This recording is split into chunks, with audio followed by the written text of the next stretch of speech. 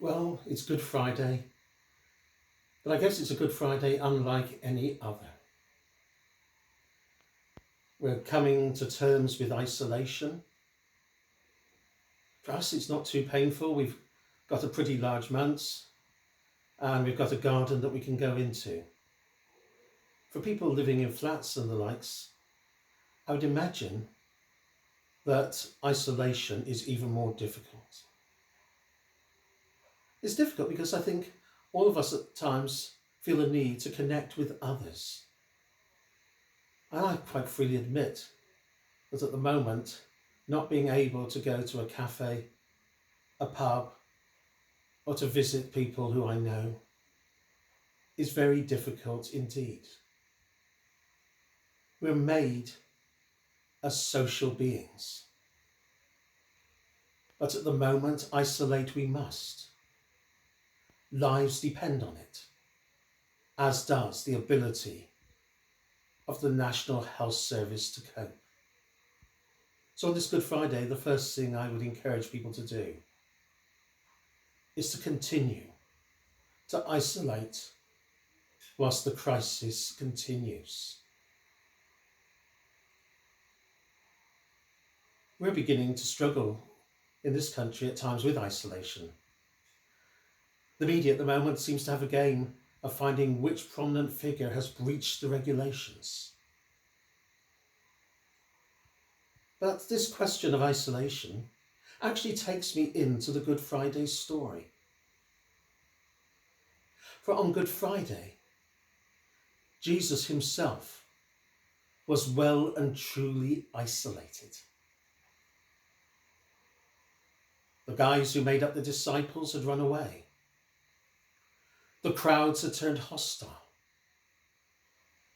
And after a show trial, he was taken to be executed in as humiliating a way as possible. Just a small group of women hung around to prevent his isolation from being complete. His isolation also had another sense.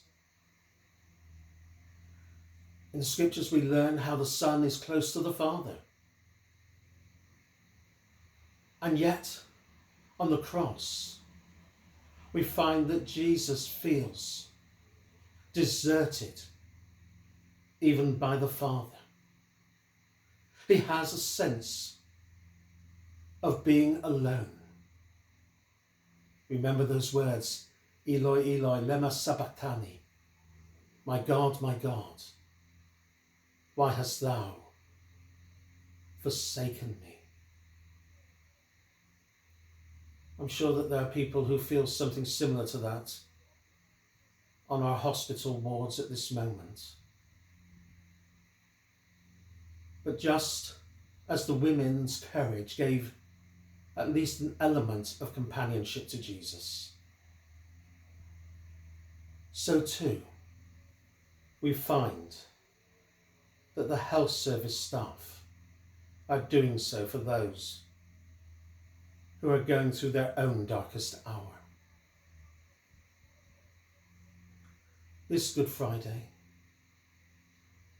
we see the familiar story of the suffering of Christ.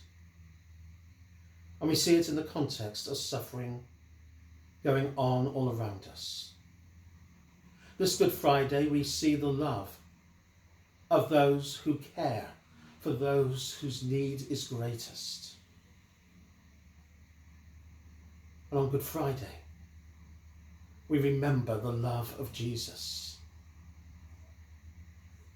Leslie Weatherhead once compared the love of Jesus as to the fires that burn beneath the crusts of this earth.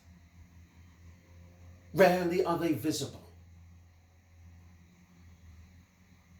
but in a volcano and the likes we begin to glimpse them. The love of God burns for all time, but on the cross of Christ, it is made visible to us.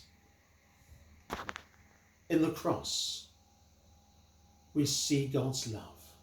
So today is a good thing that we perhaps reread those scriptures, the scriptures of the Passion that can be found in the Gospels. But as well as doing that, perhaps we should pray for those experiencing their own moments of desolation.